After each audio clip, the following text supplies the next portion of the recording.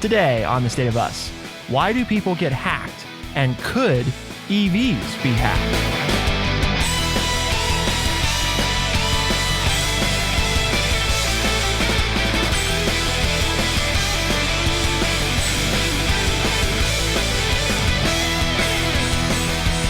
Welcome to The State of Us. I'm your host, Justin T. Weller, joined today by the one and only, your friendly redneck liberal, and the senior resident historian here at True Chat, Mr. Lance Jackson. Today, research reveals that we unconsciously ignore many security warnings because of the way the warnings are designed. The good news, that can easily be fixed.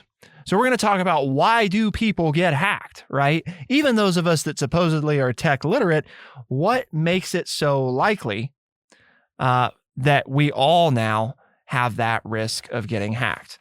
Also, our brains make us vulnerable to hacking. We're going to talk about exactly how that takes place and maybe how to avoid it, as well as looking at the possibility of electric vehicles. Could they be hacked?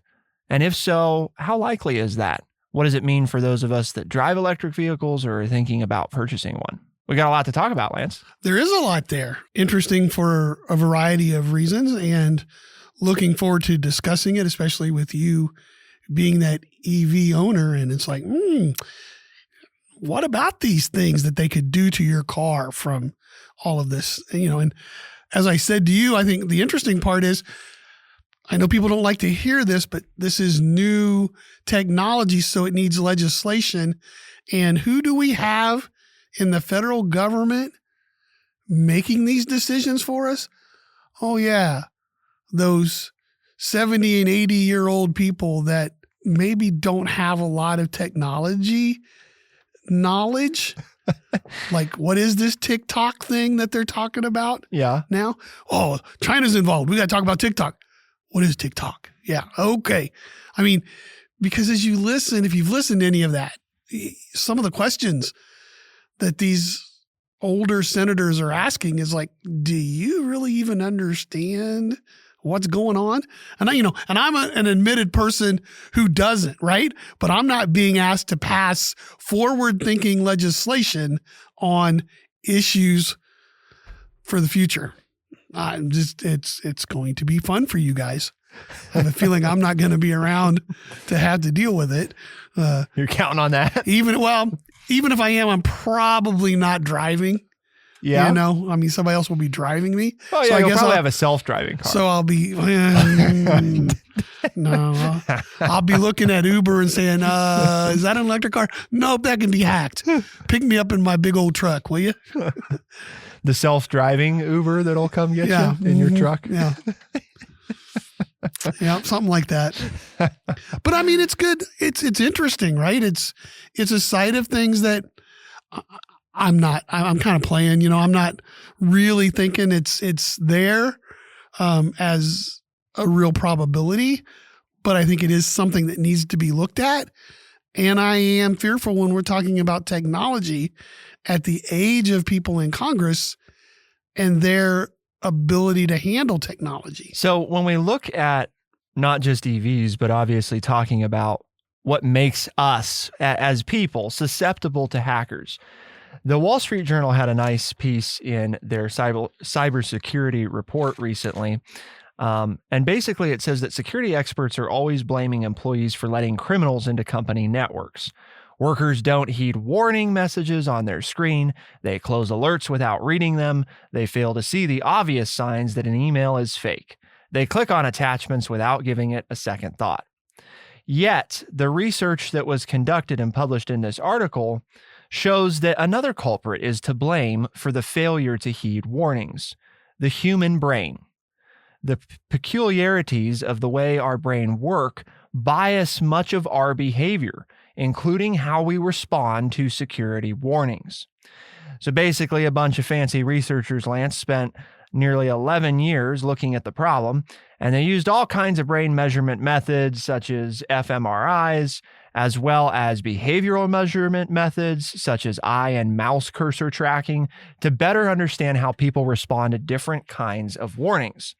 And basically what they discovered are 3 of the neural processes that impede our ability to respond to security warnings. The first one was one that you were very excited about. It's one we've talked on this show before. The myth of multitasking. I've had run-ins with bosses over this one. They trying to convince me that, well, you can get this done. You can multitask and da, da, da, da. And then when I said, yeah, but when you and this was, 15, 20 years ago when this was all the rage, I said, but whenever you spend the same amount, a designated amount of time on multiple tasks, you're not doing your best job on any of them. Oh, you just don't understand. You're too old. You don't get it. And I'm like, this is like, amen. I mean, I've got some proof here. I wish I could find those people and let them know and say, hey, here you go. 20 years ago, I think I was on the right track. Yeah, I mean, I know you're big on authoritative sources. So do you want to hear from the Harvard Business Review or the Cleveland Clinic? Because they both have information available on the myth of multitasking. Well, to be transparent and fair, I have a family member who works for the Cleveland Clinic, so maybe we ought to go with the Harvard Business Review. So we don't have anybody working at the Harvard Business Review right now? Not that I'm aware of. Okay. No, I don't have any nieces or nephews. At least they haven't told me about it yet. Based on over half a century of cognitive science and more recent studies on multitasking, the Harvard Business Review tells us we know that multitaskers do less and miss information. It takes time, an average of 15 minutes, to reorient to a primary task after a distraction such as an email. Efficiency can drop by as much as 40%. Long-term memory suffers, and creativity, a skill associated with keeping in mind multiple less common associations, is actually reduced. We have a brain with billions of neurons and many trillions of connections, but we seem incapable of doing multiple things at the same time.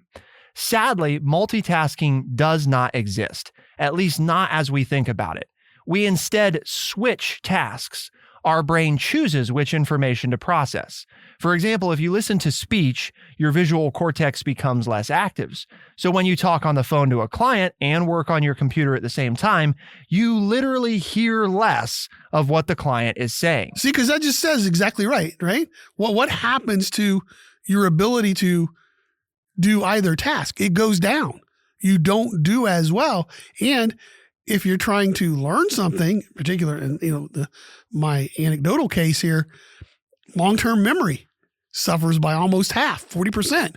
So it's like, if you're trying to do one thing to get something done and you're trying to do something else to remember for a later meeting, you're not going to do a very good job on either one. Well, Dr. Cynthia Kuva, who is a neuropsychologist at the Cleveland Clinic, says that we're really wired to be monotaskers, meaning that our brains can only focus on one task at a time. When we think we're multitasking, most often we aren't really doing two things at once. Instead, we're doing individual actions in rapid succession, or, as it's commonly known, task switching. See, this is cool when they do studies, because now they give names to stuff that I just said, because before there was no name for it. But now that we paid millions of dollars to do these studies, we now have names for task switching, huh? That's right. Okay. I'll put that in my vocabulary. I'm doing a lot of task switching here. A recent study found that just 2.5% of people are able to actually accomplish multitasking efficiently. For the rest of us, our attempts to do multiple activities at once are not actually that. Multitasking hinders your performance. Multiple studies, again from the Harvard Business Review, show that when our brain is constantly switching gears to bounce back and forth between tasks, especially when those tasks are complex and require our active attention, we become less efficient and more likely to make a mistake. You might say, well, what does any of that have to do with hacking? Well, think about it. If things are dinging on your phone or your computer constantly, right? I mean, is that where you're going here? And Exactly. That's what I'm thinking on my mind. Yep. Being a person who really doesn't use a lot of technology, but that's what I'm envisioning, right? You have something open and things keep dinging at you. Is that where you start to let your guard down? That is part of where it starts to come into play. And the other thing to think about is how our brains condition ourselves, right? If someone's listening to the car radio and looking for a parking space at the same time, they have a hard time paying attention to both tasks. To compensate for this, many of us will instinctively turn down the radio to avoid distraction. And that's a relatively minor case of interference, as the article refers to it. So it helps you focus. Yes. Listening and looking are separate mental functions, after all. So if I'm listening to music and looking for a parking space, the distraction effect isn't so bad because it's two separate mental activities. People can overcome it. Doing that, though, becomes much harder when people are trying to do two similar things at once. And the more similar the tasks are, the worse the distraction will be. So things get very tricky, for instance, when someone is poring over a spreadsheet and suddenly has to read a pop-up warning at the same time. People tend to dismiss the warning to get back to the job at hand. So the reason we're talking about multitasking and not really being able to do it is if you've ever noticed those notifications that ring in when you're doing something important, one of two things either happens. Either you pay attention to it and totally lose what you were doing on the other thing, or it's like, nah, I'm busy, I'll look at that later. Because your brain is telling you, we don't have time to process this. We're not going to process it right now. We'll get to it later. Of course, the problem is that if those are important security warnings, you're just, Yeah, you just blew them off. Right. And then are more susceptible to being hacked. In fact, in a test conducted online with 850 people, researchers found that displaying security messages at times of low dual task interference, such as when people had just completed watching a YouTube video or were waiting for a file to download, brought a 45% improvement in adherence to security warnings. Okay. So in other words, if we wait until if our computers, phones were designed to deliver us security warnings at times when we are not actively engaged with a function that requires mental attention, we are 45% more likely to heed the warning, to actually do what almost the warning twice, suggests. Right? Yeah. It's kind of like a young child learning when to jump into a conversation without interrupting. Software should be designed to be aware of what the user is doing before disturbing them with a warning. That obviously won't work in some cases, such as an alert about a dangerous site, which must be shown immediately.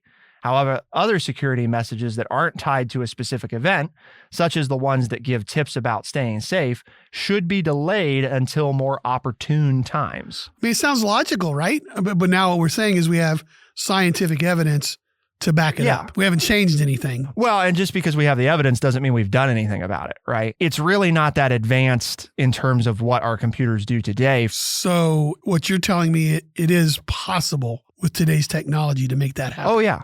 Yep. Because it's really... So we just haven't? For the most part, we just haven't. All right. It's really just about us using the things that we already do with computers and phones that tell those devices when we're using them versus when we're not, when we're not actively engaging with them, for those devices to decide, oh, now might be a good time. Basically, rather than the device doing it on its terms, it's going to switch and do it on your terms. It's going to wait till you're not occupied to message you or notify you about this thing. Well, there's one about muscle memory, and I want to talk to you about that one. So, been there, done that.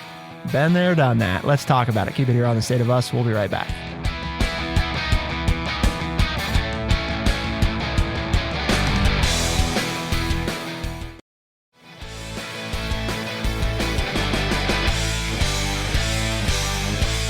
Our brains make us vulnerable to hacking. And we talked about the myth of multitasking and how interference can play a role. But been there, done that is another problem that occurs when people get used to security warnings. This is a neural process called habituation. For instance, your brain may have tuned out the sound of a fan, heater, or air conditioning unit in the room. Because the brain helpfully ignores stimuli that are constant but no longer relevant to what you are doing, this is also why people stop noticing wallpaper over time that once seemed jarring. This means that the more often you see the message that a certain piece of software needs to be updated, the less you will pay attention to it.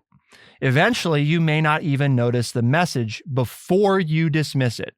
I don't know if this has ever happened to anybody. It has happened to me. You start up your computer, right? And all these things start loading up, and you got different things coming in and this thing's popping up. And sometimes I will have closed the thing and be like, now, what was that I just closed? Mm-hmm. And you actually have to consciously think, what did I just get rid of? What was that thing? And the point there is that's your brain. The other thing is multitasking, right? Conscious multitasking is not something that we do. We do multitask. Our brains multitask all the time unconsciously, right? For example, you're doing it right now because there's a pretty good chance that if you're listening to this podcast, you're also breathing. Yeah, there you go. That's what I was thinking, right? So I don't know. There's some days when it's touch and go for me. For you, might not be. It's like when you go to the doctor, man, this guy should be dead. His blood oxygen's so low. Yeah. Oh, I forgot to breathe, Sorry, doc. I'm just a miracle of modern science that I can survive on less oxygen than the normal human. But the point is that we have subconscious and automatic bodily functions, right, that our brain is executing and carrying out all the time. And in a lot of ways, what our brain is doing is it's putting something essentially on autopilot or simply just pretending that it doesn't exist in a way to keep us efficient, because our active minds can't, like if we're sitting in this room and you hear a fan running and all you can think about is that fan and the noise that it's making, that's going to make it really difficult, for example, for Lance and I to do this show. So what our brains become adept at is saying, you notice it when you first come in, if you've never been here before, but you've been here for a few minutes and your brain says, hey, that's nothing to worry about. We're basically going to just forget that even exists. And you don't even really hear it anymore. You just move on. Right. I mean, you're physically hearing it, but your brain subconsciously has said, we don't need that information. But then if a bolt breaks loose and gets wrapped around in the fan and starts clacking, now you hear it because that's a change in the noise. Something's wrong. Right. Yep. So it's that we're but see, what I was headed towards, and maybe I would never do this, never jump the gun. Jump the gun on you, and it all looks the same. Move you forward. But it's like I play a trivia game on my wife's phone, and they put the button to either advance the question or use up points to get help in the same place. It just pops up at different times in the game. And I get so mad because it's like, I don't want to spend points, but I'm so used to just hitting it to get the second opportunity that occasionally I hit it and I'm like, oh, I just lost points and I didn't want help on that one. So, I mean, there's also that physical, right? I mean, you're talking about like the white noise or whatever that's in the background, but then we also just become like react physically in the same way, to the point that to the idea of not noticing what's on the screen, right? That's where I was making that connection. Like something pops up on the screen and I don't even read it because I'm assuming what's on the screen. So I just hit the button to get rid of it. And then it does something that I didn't want it to do. I mean, I hit it for a different reason, because I didn't stop to read the screen, because my muscle memory just hits it automatically because I think I assume what's going to show up on the screen. That's what is just drives me nuts. In computing, people can't we put that button somewhere else? We can. Come on, with computer. Can we put that somewhere else? In computing, people get used to clicking OK or cancel to get rid of a notification. That's a pattern that Lance is describing, and we call it click to dismiss. Got a name for that too? Eventually, people develop a muscle memory that makes them dismiss any pop-up they see without paying attention to the actual message. So warnings get closed automatically, the same as other notifications. They tested this in a separate online experiment where we compared a standard click to dismiss warning with one where people had to use an on-screen slider to respond. The warning with I hate those. I hate swiping. That's not a normal human movement. You're not a swiper? I'm not at all. Swiper, no swipe. I'm not a good swiper. Nope. Not a good swiper at all. Okay. My wife says, answer the phone. I'm like, I can't because it says to slide it. I just got to do that. I'm like, I can't do that. It's not working, honey. I don't know what it is, but it's not sliding. Well, but see, I'll slide it across the floor so that you can answer it, but I can't slide anything on this screen. She'll say, scroll up or scroll down. And I'm like, I just lost it. I don't know where it went. It's gone. Yeah. There's a good reason, though, that you have to slide to answer a phone call. Oh, this I got to hear. On a touchscreen. This I got to hear. It's for exactly this reason. Yeah. Because we get so used to where things are on screens, right? And tapping to execute, the concern becomes that when we hear our phone ring, we've become conditioned, right, to make a decision often before we even look at it as to whether or not we're going to answer the phone right now. So our brains already, right? It starts ringing and we're processing, who could it be? Do I need to look at this?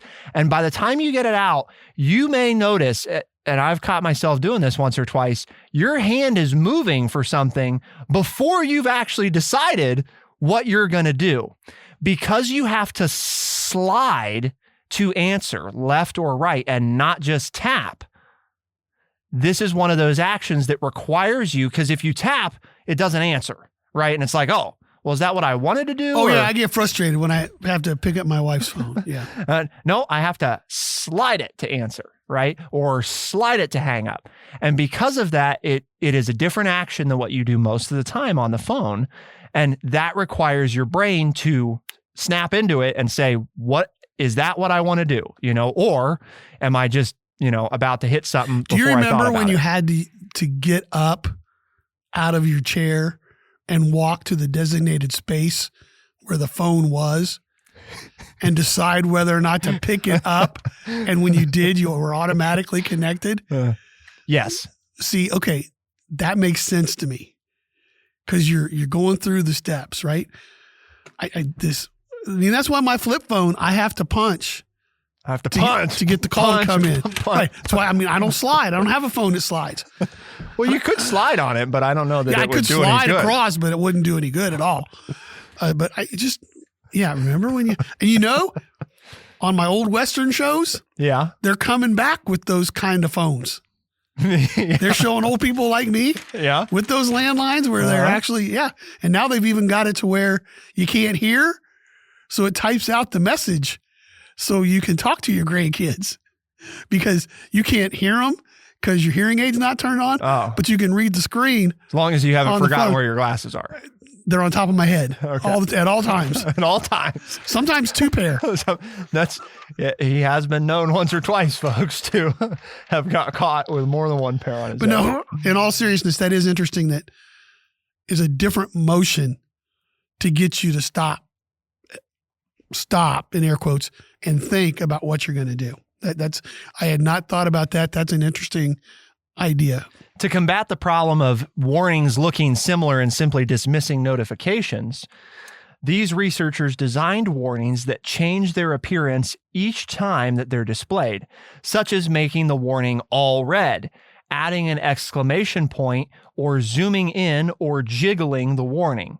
All things that would be relatively easy for any software developer to do.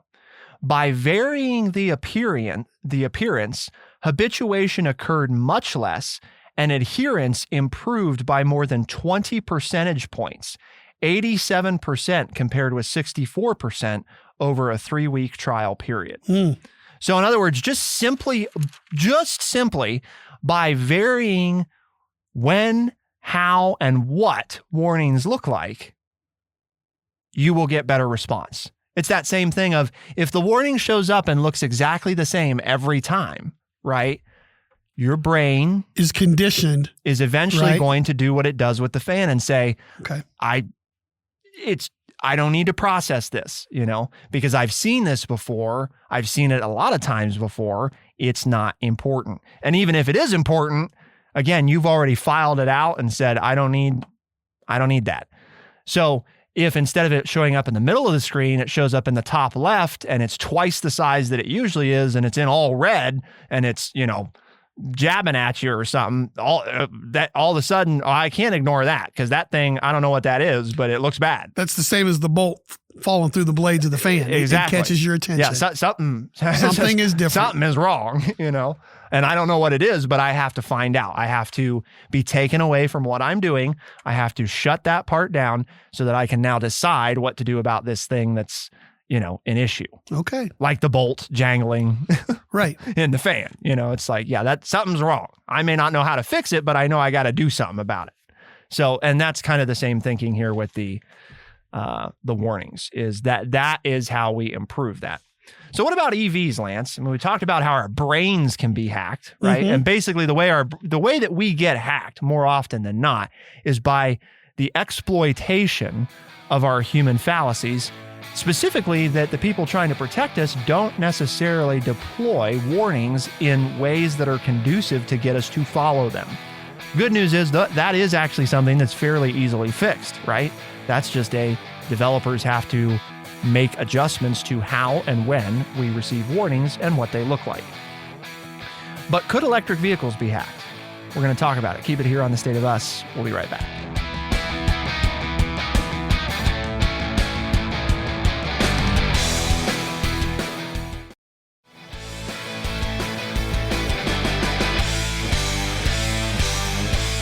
Longtime listeners of the show know that Lance is just itching to get an electric vehicle. He just cannot wait. I want to.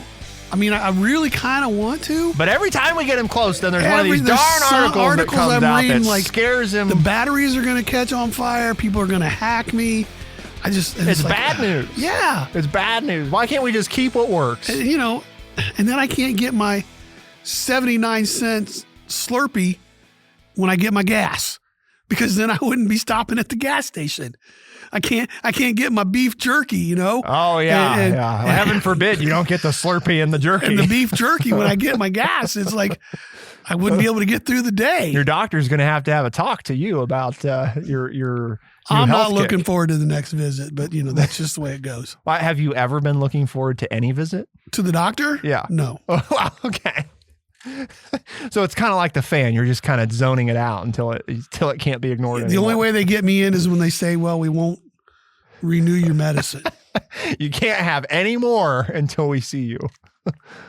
Like, that's not fair.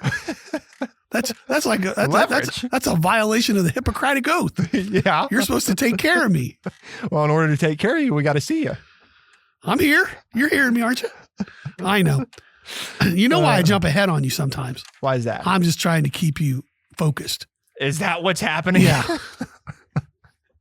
I don't know if that works that way. Because you're sitting there looking through stuff and not even paying any attention to me. So I just throw out something random to see. Like the fan, I just kind of. That's what you do when I talk. Yes, we know that. Tune it out. Mm-hmm. So I have to keep you on your toes by jumping the gun, as you said. By switching up those warnings about where we're at. So we've got EVs, and the question becomes, since they're run totally by compute, well, I won't say totally, right?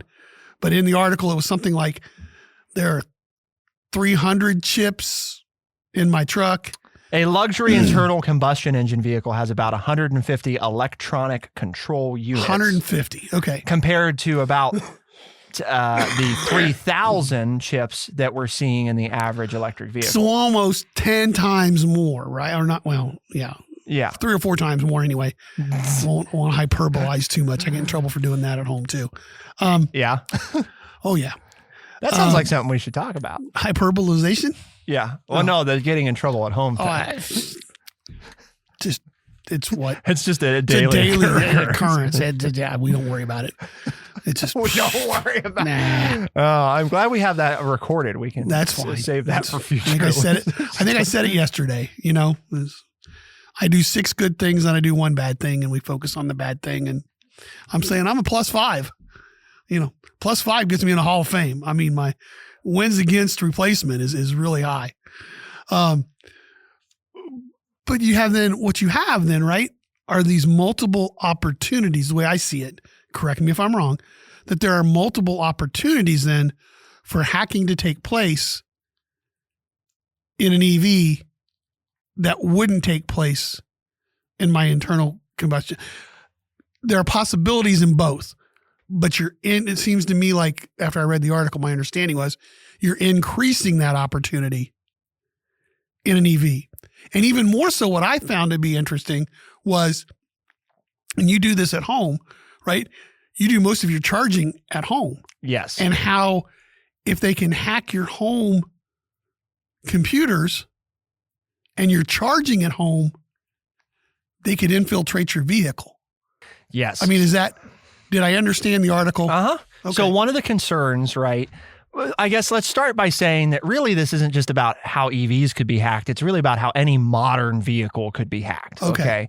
Because are there some more opportunities to try to hack an EV than there are a standard internal combustion engine vehicle? Yes. However, could you also hack an internal combustion engine vehicle? Well, a 2015 demonstration involving a Jeep Cherokee provided a real-life example of how hackers could exploit security flaws in an internet-connected car. Researchers remotely broke into the electronics of the vehicle, mind you, this was a gas-powered car, via its cellular connection and took control of its steering, accelerator, and brakes by sending commands from a laptop miles away. The driver, a reporter for Wired magazine, couldn't keep the SUV out of a ditch. The car maker subsequently recalled 1.4 million vehicles to install a software patch to fix the vulnerability. So that's why my phone is not connected to my truck. Doesn't mean your truck's not connected. Oh, daggone.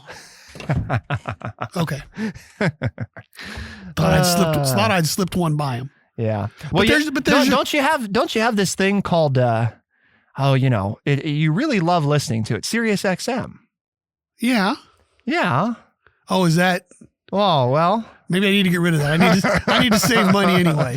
So the point is, but folks, to your point though, it's not just EVs. It's not just EVs. Right. If you have a car that is connected, you're still trying to push me to buy that EV because you're saying, listen, Lance, it's going to happen. Right. One way or the other. Yeah, I was going to say, you're going to get hacked either way. So you might as well just embrace but one of the issues that you brought up, home chargers, what I want people to understand there is just like anything, and just like EVs, it depends on if they're connected or not. Okay. So in other words, if I had an EV, right, say that was what Chevy released, 30 years ago when they released their first EV. If I had that EV or I had Lance's truck, which one's more likely to get hacked? Lance's truck. Well, what do you mean?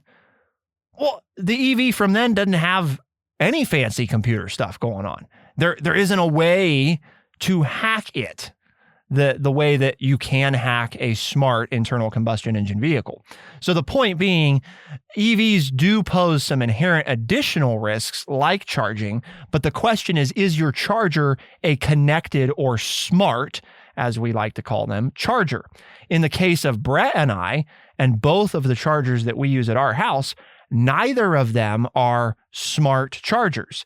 They are simply a set of electrical components that are not connected to the internet that communicate directly, non-wirelessly with the car.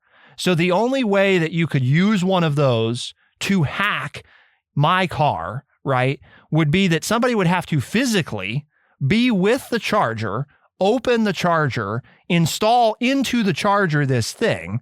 They couldn't do any of that remotely because it's not connected to the internet. So that, I guess, is where a lot of people have smart chargers, right? Where they're connected to your home's Wi-Fi, and that then opens them up to somebody remotely accessing them.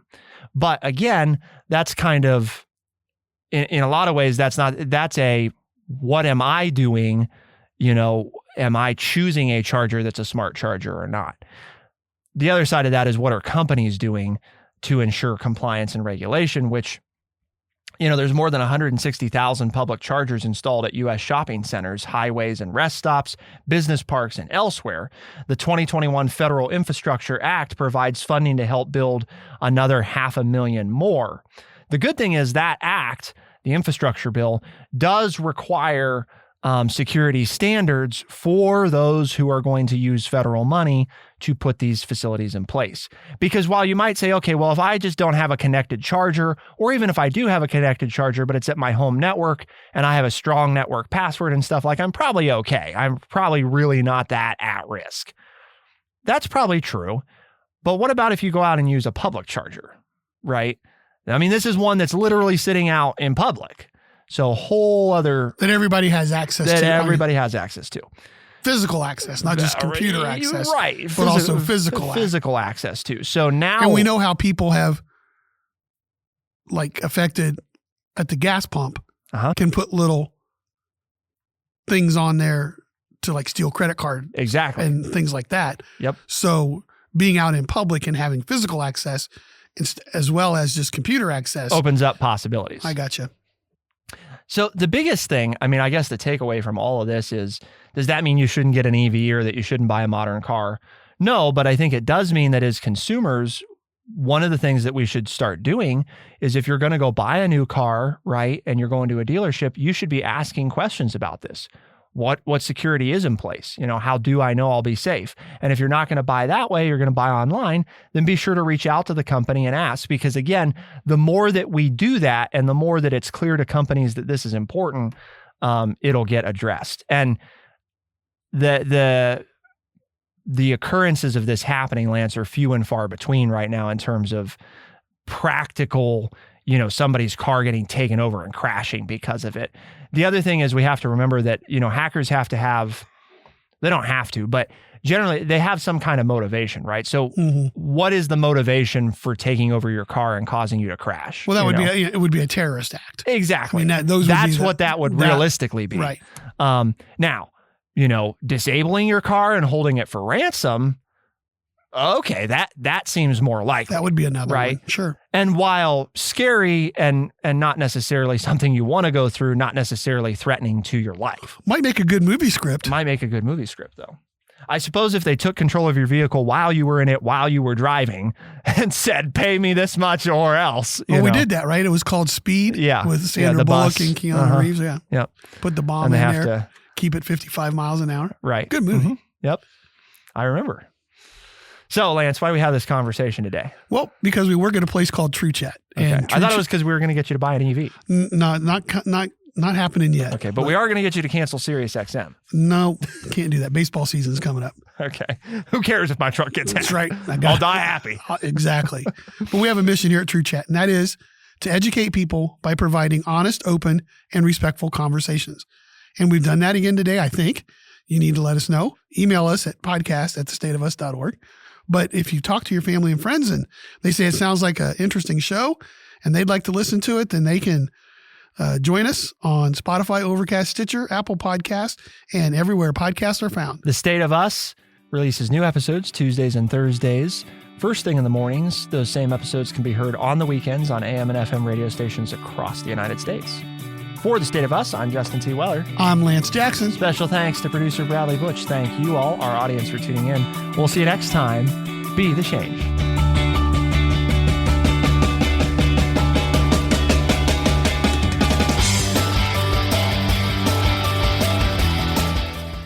Be sure to check out our website, thestateofus.org, for books, articles, and all the ways to tune in. thestateofus.org.